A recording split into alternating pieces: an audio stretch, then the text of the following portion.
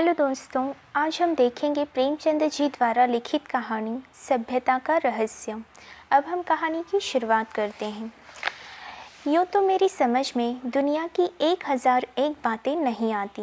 जैसे लोग प्रातःकाल उठते ही बालों पर छुरा क्यों चलाते हैं। क्या आप पुरुषों में भी इतनी नज़ाकत आ गई है कि बालों का बोझ उनसे नहीं संभलता। एक साथ ही सभी पढ़े लिखे आदमियों की आंखें क्यों इतनी कमज़ोर हो गई हैं। दिमाग की कमज़ोरी ही इसका कारण है या और कुछ। लोग किताबों के पीछे क्यों इतने हैरान होते हैं इत्यादि। लेकिन इस समय मुझे इन बातों से मतलब नहीं। मेरे मन में एक नया प्रश्न उठ रहा है और उसका जवाब मुझे कोई नहीं देता है। प्रश्न यह है कि सभ्य कौन है और असभ्य कौन। सभ्यता के लक्षण क्या हैं। सरसरी नज़र से देखिए तो इससे ज़्यादा आसान और कोई सवाल ही न होगा। बच्चा बच्चा इसका समाधान कर सकता है, लेकिन ज़रा गौर से देखिए तो प्रश्न इतना आसान नहीं जान पड़ता। अगर कोट पतलून पहनना, टाई हैट कॉलर लगाना, मेज़ पर बैठकर खाना खाना, दिन में 13 बार कोको या चाय पीना और सिगार पीते हुए चलना सभ्यता है, तो उन गोरों को भी सभ्य कहना पड़ेगा जो सड़क पर शाम को कभी कभी टहलते नजर आते हैं। शराब के नशे से आंखें सुर्ख, पैर लड़खड़ाते हुए रास्ता चलने वालों को अनायास छेड़ने की धुन। क्या उन गोरों को सभ्य कहा जा सकता है? कभी नहीं। तो यह सिद्ध हुआ कि सभ्यता कोई और ही चीज़ है। उसका देह से इतना संबंध नहीं है जितना मन से है। मेरे इने गिने मित्रों में एक राय रतन किशोर भी हैं। आप बहुत ही सहृदय, बहुत ही उदार, बहुत अधिक शिक्षित और एक बड़े ओहदेदार हैं। बहुत अच्छा वेतन पाने पर भी उनकी आमदनी खर्च के लिए काफ़ी नहीं होती। 1/4 वेतन तो बंगले ही की भेंट हो जाता है। इसीलिए आप बहुधा चिंतित रहते हैं। रिश्वत तो नहीं लेते, कम से कम मैं नहीं जानता। हालांकि कहने वाले कहते हैं, लेकिन इतना जानता हूँ कि वे भत्ता बढ़ाने के लिए दौरे पर बहुत रहते हैं। यहाँ तक कि इसके लिए हर साल बजट के किसी दूसरी मद से रुपए निकालने पड़ते हैं। उनके अफसर कहते हैं, इतने दौरे क्यों करते हो? तो जवाब देते हैं, इस जिले का काम ही ऐसा है कि जब तक खूब दौरे न किए जाएं, रियाया शांत नहीं रह सकती। लेकिन मज़ा तो यह है कि राय साहब उतने दौरे वास्तव में नहीं करते जितने कि अपने रोज़नामचे में लिखते हैं। उनके पड़ाव शहर से 50 मील पर होते हैं। खेमे वहाँ गड़े रहते हैं, कैंप के अमले वहाँ पड़े रहते हैं और राय साहब घर पर मित्रों के साथ गपशप करते रहते हैं। पर किसी की मजाल है कि राय साहब के नेक नियति पर संदेह कर सकें। उनके सभ्य पुरुष होने में किसी को शंका नहीं हो सकती। एक दिन मैं उनसे मिलने गया। उस समय वह अपने घसियारे दमड़ी को डांट रहे थे। दमड़ी रात दिन का नौकर था, लेकिन घर रोटी खाने जाया करता था। उसका घर थोड़ी ही दूर पर एक गांव में था। कल रात को किसी कारण से वह न आ सका था, इसलिए डांट पड़ रही थी। राय साहब, जब हम तुम्हें रात दिन के लिए रखे हुए हैं तो तुम घर पर क्यों रहे? कल के पैसे कट जाएंगे। दमड़ी, हुजूर, एक मेहमान आ गए थे, इसी से न आ सका। राय साहब, तो कल के पैसे उसी मेहमान से लो। दमड़ी, सरकार, अब कभी ऐसी खता न होगी। राय साहब, बकबक मत करो। दमड़ी, हुजूर। राय साहब, 2 रुपये जुर्माना। दमड़ी रोता हुआ चला गया। रोज़ा बख्शाने आया था, नमाज गले पड़ गई, जुर्माना ठूक गया। खता यही थी कि बेचारा कसूर माफ़ कराना चाहता था। यह एक रात को गैर हाजिर होने की सज़ा थी। बेचारा दिन भर काम कर चुका था, रात को यहाँ सोया न था। उसका दंड। और घर बैठे भत्ते उड़ाने वालों को कोई नहीं पूछता, कोई दंड नहीं देता। दंड तो मिले और ऐसा मिले कि ज़िंदगी भर याद रहे, पर पकड़ना तो मुश्किल है। दमड़ी भी अगर होशियार होता तो ज़रा रात रहे आकर कोठरी में सो जाता, फिर किसे खबर होती कि वह रात को कहाँ रहा। पर गरीब इतना चंट न था। दमड़ी के पास कुल 6 बिस्वे ज़मीन थी, पर इतने ही प्राणियों का खर्च भी था। उसके 2 लड़के, 2 लड़कियां और स्त्री सब खेती में लगे रहते थे, फिर भी पेट की रोटियां नहीं मयस्सर होती थीं। इतनी ज़मीन क्या सोना उगल देती? अगर सब के सब घर से निकलकर मजदूरी करने लगते तो आराम से रह सकते थे, लेकिन मौरूसी किसान मजदूर कहलाने का अपमान न सह सकता था। इस बदनामी से बचने के लिए 2 बैल बांधे रखे थे। उसके वेतन का बड़ा भाग बैलों के दाने चारे ही में उड़ जाता था। ये सारी तकलीफ़ें मंजूर थीं, पर खेती छोड़कर मजदूर बन जाना मंजूर न था। किसान की जो प्रतिष्ठा है वह कहीं मजदूर की हो सकती है, चाहे वह रुपया रोज़ ही क्यों न कमाए। किसानी के साथ मजदूरी करना इतने अपमान की बात नहीं। द्वार पर बंधे हुए बैल उसकी मान रक्षा किया करते हैं, पर बैलों को बेचकर फिर कहाँ मुंह दिखलाने की जगह रह सकती है। एक दिन राय साहब उसे सर्दी से कांपते देखकर बोले, कपड़े क्यों नहीं बनवाता, कांप क्यों रहा है। दमड़ी, सरकार, पेट की रोटी तो पूरी ही नहीं पड़ती, कपड़े कहाँ से बनवाऊँ। राय साहब, बैलों को बेच क्यों नहीं डालता। सैकड़ों बार समझा चुका, लेकिन न जाने क्यों इतनी मोटी सी बात तेरी समझ में नहीं आती। दमड़ी, सरकार, बिरादरी में कहीं मुंह दिखाने लायक न रहूँगा, लड़की की सगाई न हो पाएगी, टाट बाहर कर दिया जाऊँगा।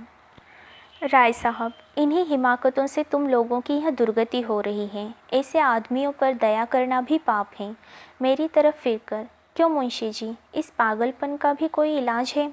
जाड़ों मर रहे हैं, पर दरवाजे पर बैल ज़रूर बांधेंगे। मैंने कहा, जनाब, यह तो अपनी अपनी समझ है। राय साहब, ऐसी समझ को दूर से सलाम कीजिए। मेरे यहाँ कई पुश्तों से जन्माष्टमी का उत्सव मनाया जाता था। कई हज़ार रुपयों पर पानी फिर जाता था, गाना होता था, दावतें होती थीं, रिश्तेदारों को न्योते दिए जाते थे, गरीबों को कपड़े बांटे जाते थे।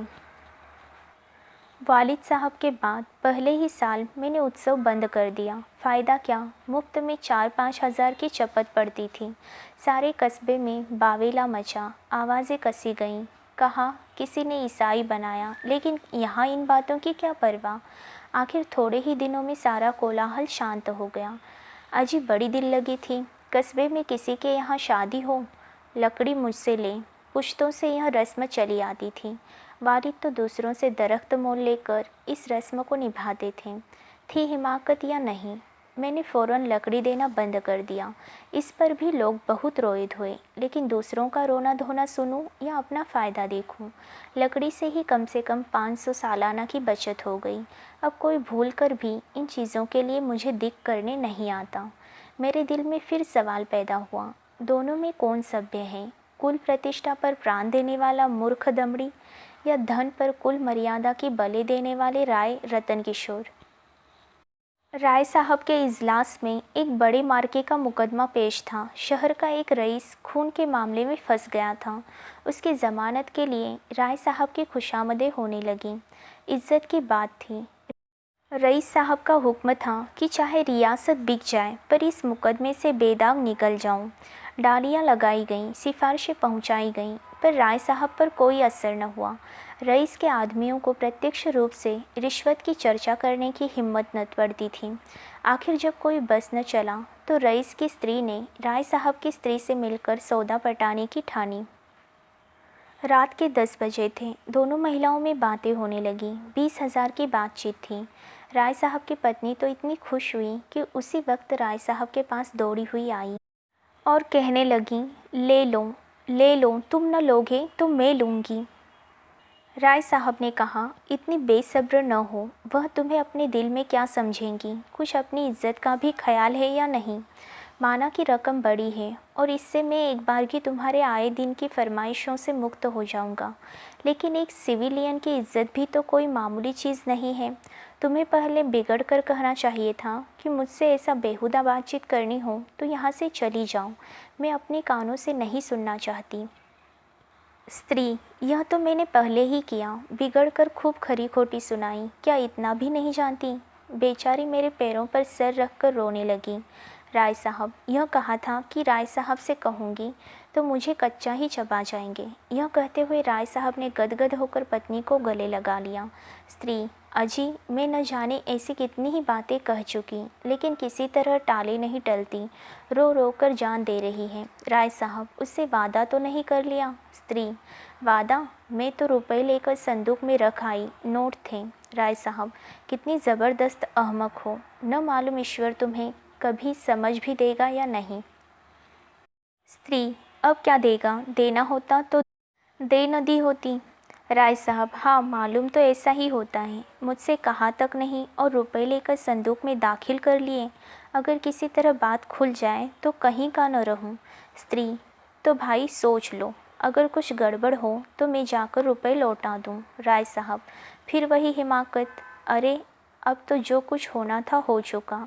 ईश्वर पर भरोसा करके ज़मानत लेनी पड़ेगी, लेकिन तुम्हारी हिमाकत में शक नहीं। जानती हो, यह सांप के मुंह में उंगली डालना है। यह भी जानती हो कि मुझे ऐसी बातों से कितनी नफ़रत है, फिर भी बेसब्र हो जाती हूँ।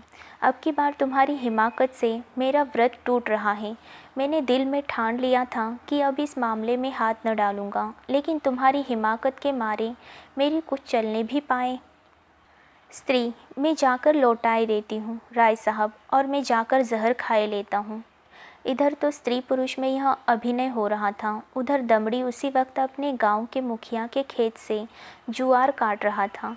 आज वह रात भर की छुट्टी लेकर घर गया था। बैलों के लिए चारे का एक तिनका भी नहीं है। अभी वेतन मिलने में कई दिन की देर थी, मोल ले न सकता था।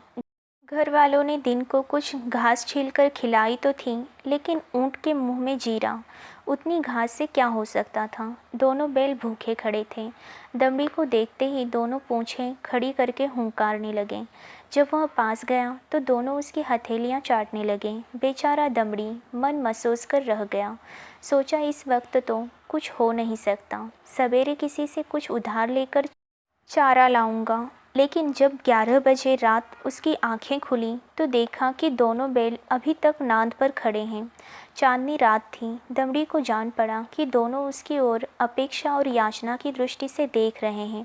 उनकी क्षुधा वेदना देखकर उसकी आंखें सजल हो आईं। किसान को अपने बैल अपने लड़कों की तरह प्यारे होते हैं। वह उन्हें पशु नहीं, अपना मित्र और सहायक समझता है। बैलों को भूखे खड़े देखकर नींद आंखों से भाग गई। कुछ सोचता हुआ उठा, हंसियाँ निकाली और चारे की फिक्र में चला। गांव के बाहर बाजरे और ज्वार के खेत खड़े थे। दमड़ी के हाथ कांपने लगे, लेकिन बैलों की याद ने उसे उत्तेजित कर दिया। चाहता तो कई बोझ काट सकता था, लेकिन वह चोरी करते हुए भी चोर न था। उसने केवल उतना ही चारा काटा जितना बैलों को रात भर के लिए काफ़ी हो। सोचा अगर किसी ने देख भी लिया तो उससे कह दूंगा बैल भूखे थे इसीलिए काट लिया। उसे विश्वास था कि थोड़े से चारे के लिए कोई मुझे पकड़ नहीं सकता। मैं कुछ बेचने के लिए तो काट नहीं रहा हूँ। फिर ऐसा निर्दयी कौन है जो मुझे पकड़ ले? बहुत करेगा, अपने दाम ले लेगा। उसने बहुत सोचा। चारे का थोड़ा होना ही उसे चोरी के अपराध से बचाने को काफ़ी था। चोर उतना काटता जितना उससे उठ सकता। उसे किसी के फायदे और नुकसान से क्या मतलब। गांव के लोग दमड़ी को चारा लिए जाते देखकर बिगड़ते ज़रूर, पर कोई चोरी के इल्ज़ाम में न फंसाता। लेकिन संयोग से हल्के के थाने का सिपाही उधर आ निकला। वह पड़ोस के एक बनिए के यहाँ जुआ होने की खबर पाकर कुछ ऐंठने की टोह में आया था। दमड़ी को चारा सिर पर उठाते देखा तो संदेह हुआ। इतनी रात गए कौन चारा काटता है? हो न हो कोई चोरी से काट रहा है। डांट कर बोला, कौन चारा लिए जाता है, खड़ा रह। दमड़ी ने चौंक कर पीछे देखा तो पुलिस का सिपाही। हाथ पांव फूल गए। कांपते हुए बोला, हुजूर थोड़ा ही सा काटा है, देख लीजिए। सिपाही, थोड़ा काटा हो या बहुत, है तो चोरी। खेत किसका है? दमड़ी, बलदेव महतो का। सिपाही ने समझा था शिकार फंसा, इसे कुछ ऐंठूंगा। लेकिन वहाँ क्या रखा था? पकड़कर गांव में लाया और जब वहाँ भी हत्थे चढ़ता न दिखाई दिया तो थाने ले गया। थानेदार ने चालान कर दिया। मुकदमा राय साहब के ही इजलास में पेश किया। राय साहब ने दमड़ी को फंसे हुए देखा तो हमदर्दी के बदले कठोरता से काम लिया। बोले, यह मेरी बदनामी की बात है, तेरा क्या बिगड़ा? साल 6 महीने की सज़ा हो जाएगी। शर्मिंदा तो मुझे होना पड़ रहा है। लोग यही तो कहते होंगे कि राय साहब के आदमी ऐसे बदमाश और चोर हैं। तू मेरा नौकर न होता तो मैं हल्की सज़ा देता, लेकिन तू मेरा नौकर है, इसीलिए कड़ी से कड़ी सज़ा दूंगा। मैं यह नहीं सुन सकता कि राय साहब ने अपने नौकर के साथ रियायत की। यह कहकर राय साहब ने दमड़ी को 6 महीने की सख्त कैद का हुक्म सुना दिया। उसी दिन उन्होंने खून के मुकदमे में जमानत ले ली। मैंने दोनों वृत्तांत सुने और मेरे दिल में यह ख्याल और भी पक्का हो गया कि सभ्यता केवल हुनर के साथ ऐब करने का नाम है। आप बुरे से बुरा काम करें, लेकिन अगर आप उस पर पर्दा डाल सकते हैं तो आप सभ्य हैं, सज्जन हैं, जेंटिलमैन हैं। मगर आप में यह सिफत नहीं तो आप असभ्य हैं, गंवार हैं, बदमाश हैं। यही सभ्यता का रहस्य है। यहीं पर यह कहानी समाप्त हो जाती है। धन्यवाद।